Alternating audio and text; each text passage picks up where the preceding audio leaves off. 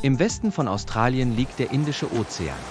Dieser erstreckt sich bis nach Afrika und Indien. Im Osten liegt das größte Meer der Welt, der Pazifik. Der größte Bundesstaat von Australien ist Westaustralien. Westaustralien hat eine Fläche von über 2,5 Millionen Quadratkilometern.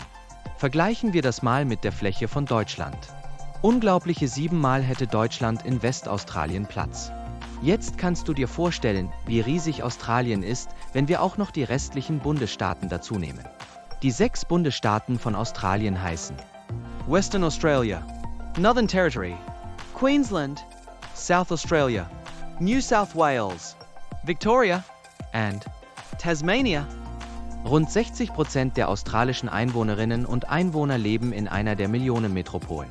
Dabei gilt zu berücksichtigen, dass sich die Städte oft über sehr große Flächen verteilen. Sydney beispielsweise ist deutlich größer als die ganze Insel Zypern. Wenn ich junge Leute frage, was ihnen zum Land Australien so in den Sinn kommt, so sagen die meisten Sydney. Sydney ist die größte Stadt in Australien. Weltbekannt ist Sydney für das Opernhaus und die Harbour Bridge. Die Brücke wird von der einheimischen Bevölkerung auch liebevoll der Kleiderbügel genannt. Seit 1998 kann man den Brückenbogen besteigen. Bist du in einer solch geführten Gruppe dabei, so musst du dir ein graues Dress anziehen, damit die Autofahrer nicht abgelenkt werden. Aufgrund der Zeitverschiebung zu Europa wird Silvester in Australien 10 Stunden früher gefeiert. Dann ist in Mitteleuropa erst 14 Uhr. Und so kannst du oft bereits vor Silvester das Neujahrsfeuerwerk von Sydney auf einem Nachrichtensender sehen. Von was der dänische Architekt Jon Utzon beim Design des Opernhauses von Sydney inspiriert wurde, ist schwierig zu sagen. Waren es vielleicht Orangenschalen? Oder kam die Inspiration vielleicht doch eher von der gebogenen Form von Segelschiffen? Irgendwie erinnert das Opernhaus von Sydney auch an gebogene Muscheln. Klar ist, es ist ein weltbekanntes Gebäude und schaut in echt wirklich sehr cool aus. Auch wenn es bei seiner Erstellung rund 14 Mal so viel gekostet hat, wie ursprünglich vorgesehen. Es gehört zu den berühmtesten Gebäuden des 20. Jahrhunderts und ist das Wahrzeichen von Sydney. Es gibt viele weitere spannende Städte in Australien. In vielen Städten sind die britischen Einflüsse gut zu erkennen. Eine dieser Städte liegt in Südaustralien. Sie heißt Adelaide. Schau mal, die ganze Innenstadt ist umgeben von grünen Parks. Das ist, als ob du in einer riesigen Stadt und irgendwie doch ganz auf dem Lande lebst. Aber nochmals zurück zur Flagge. In der australischen Flagge ist der Union Jack von Großbritannien abgebildet. Neben dem großen Stern, auf der linken Seite, stehen rechts die Sterne des Kreuz des Südens. Auf der südlichen Halbkugel diente die Anordnung dieser 4 Sterne seit jeher der Bestimmung des Südpols und damit der Position der Seefahrer. Nicht weniger glitzernd als Sterne sind Opale. In Coober Pedy wird seit etwa 1915 nach diesen ganz besonderen Steinen geschürft. Dies geschieht in riesigen Stollen unter der Oberfläche. Die indigene Bevölkerung nennt den Ort, in ihrer Sprache, Coober Pedy. Das heißt übersetzt Loch des weißen Mannes. Den Uluru hast du vielleicht schon mal auf einem Bild gesehen. Sein Umfang ist ungefähr 9 Kilometer. Der höchste Punkt ist auf 863 Metern. Für die indigene Bevölkerung stellt er einen heiligen Berg dar. Eine Besteigung ist nicht erlaubt. Ich selber könnte stundenlang den Berg bestaunen. Die Farben sind sehr eindrücklich. Die Gruppen der indigenen Bevölkerung in Australien leben seit mehr als 50.000 Jahren in Australien. Sie sind die älteste, noch lebendige Kultur der Welt. Nach der Ankunft von weißen Siedlern aus Europa erlebten sie große Unterdrückung. Sie wurden oft von ihrem Land vertrieben, ihre Kulturen und Traditionen wurden teilweise zerstört und sogar Kinder von ihren Familien gerissen. Das ist der traurige Teil der australischen Geschichte. Ab den 1960er Jahren haben sie die gleichen Bürgerrechte erhalten wie die weißen Australier. Erst seit dann dürfen sie beispielsweise abstimmen oder ein Haus besitzen. Und auch erst dann wurde ihnen eine Rente zugesprochen. Im Jahr 2008 folgte endlich die lange erwartete Entschuldigungsrede der australischen Regierung. Weltbekannt sind die tollen Kunstwerke, die beispielsweise auch mit der Dot-Painting-Methode erschaffen werden. Schau mal, das sind die Kata Tjuta. Das ist eine Gruppe von insgesamt 36 Felskuppen. Findest du im Internet Bilder dazu? Das bekannteste Volkslied in Australien ist Waltzing Matilda. In Australien gibt es viele Personen, die es super finden würden, wenn das Lied die Nationalhymne wäre. Das Lied erzählt die Geschichte eines Wanderarbeiters, der in Australien umherreist. Australien ist riesig. Mit einem Camper kannst du das Land super erkundigen. Schau mal, ich überhole gerade einen extrem langen Lastwagen mit Anhänger. Diese Trucks dürfen in Australien bis zu 53,5 Meter lang werden. Mach mal 53 große Schritte. Dann siehst du, wie lange das ist. Das Quokka ist ein extrem kleines Känguru, das es nur an wenigen Orten in Westaustralien gibt. Ein Ort, wo Quokkas leben, ist die Insel Rottnest, also auf Deutsch Rattennest. Der Name stammt von einem holländischen Entdecker. Er erkundete die Insel und hielt die zahlreichen Quokkas fälschlicherweise für große Ratten. Die Insel bietet aber viel mehr als die niedlichen Quokkas. Sie ist beeindruckend schön. Kängurus gehören zu Australien wie der Käse zur Schweiz. In Australien leben doppelt so viele Kängurus wie Einwohner. Während die kleinen Kängurus, die Joys, eher noch gemütlich unterwegs sind, können erwachsene Kängurus bis zu 50 Stundenkilometer schnell rennen. Hast du schon mal bei einem Kampf zwischen zwei Kängurus zugeschaut? Die hauen wirklich ziemlich krass aufeinander ein. Das wohl giftigste Tier in Australien ist jedoch die große Seewespe. Sie gehört zu den Würfelquallen und lebt insbesondere im Meer des nördlichen und östlichen Australiens. Es gibt noch einige, nicht zu unterschätzende Tiere in Australien, wie der weiße Hai, das Krokodil und einige giftige Spinnen. Aber es gibt auch diese Knuddelbären. Sind sie nicht unglaublich? Diese einzigartigen Kreaturen leben nur in Australien und heißen Koalas. Sie schlafen bis zu 21 Stunden am Tag. Das entspricht in etwa der Zeit, die du brauchst, um mit dem Flugzeug von Europa nach Australien zu reisen. Wenn du eine Reise nach Australien planst, so musst du wissen, dass die Jahreszeiten in Australien gerade umgekehrt sind. Ist auf der Nordhalbkugel Sommer, so ist es auf der Südhalbkugel Winter. Weiße Weihnachten in Australien sind also ein Ding der Unmöglichkeit. Es gibt den nördlichen und den südlichen Wendekreis.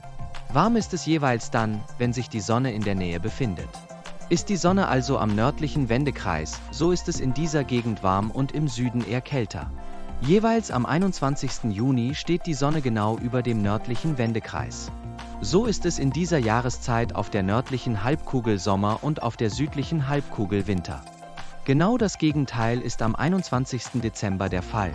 Dann ist es in Australien zwar schon fast Weihnachten, gleichzeitig aber auch extrem heiß.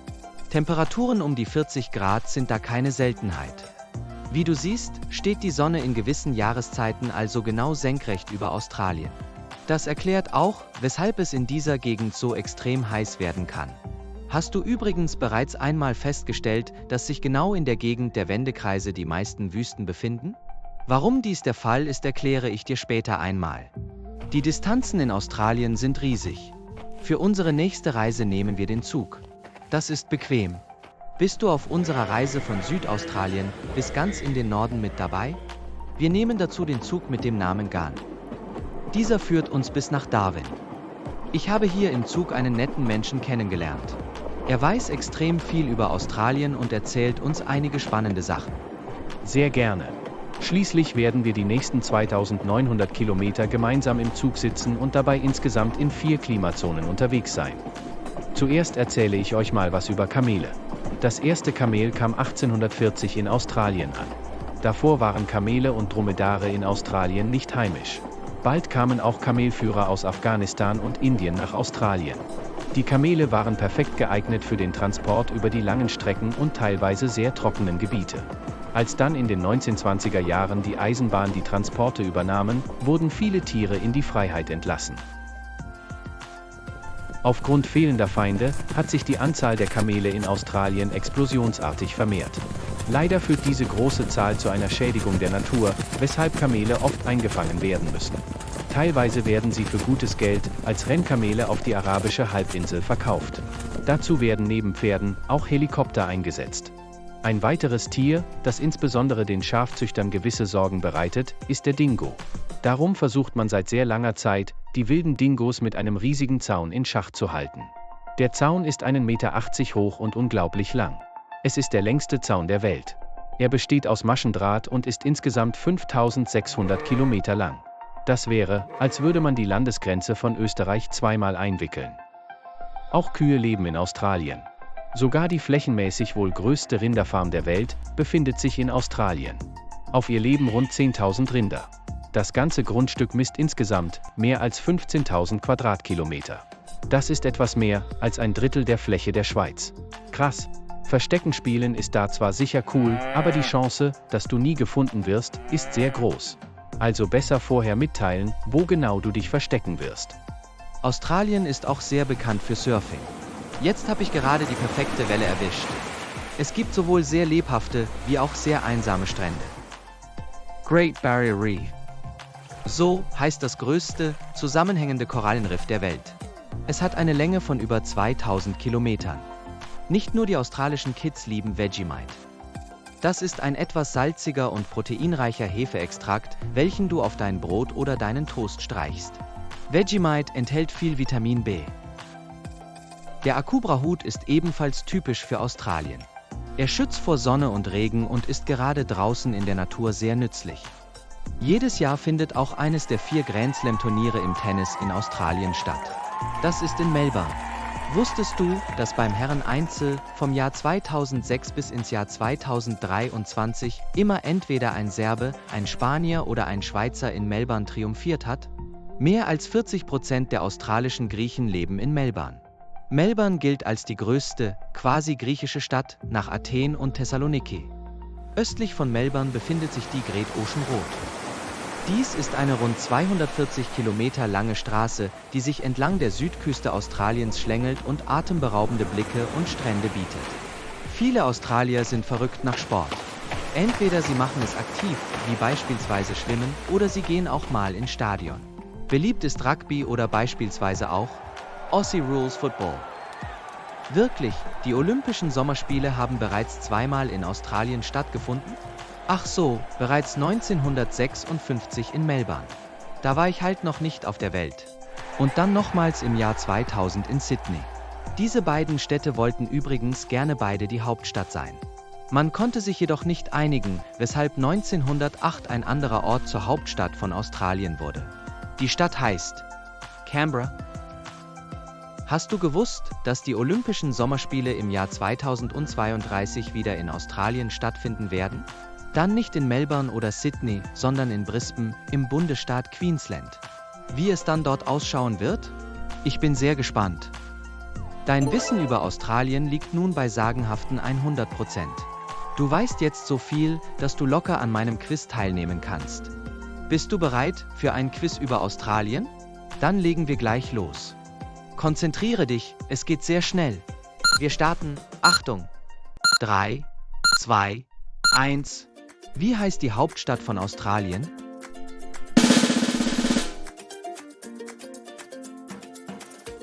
Und wie heißt dieser Berg?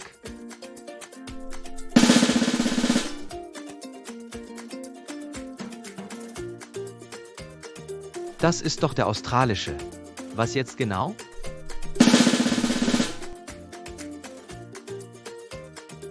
Du packst das. Und?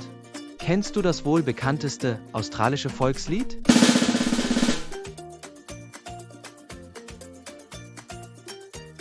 Im Januar ist es in Australien.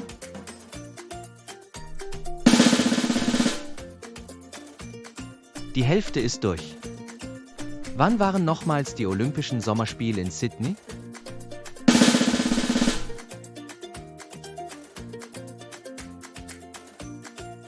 Wo findet jedes Jahr ein Grand Slam-Turnier im Tennis statt?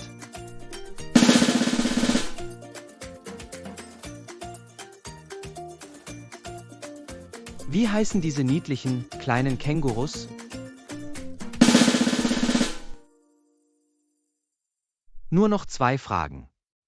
Wie viel schlafen die Koalas?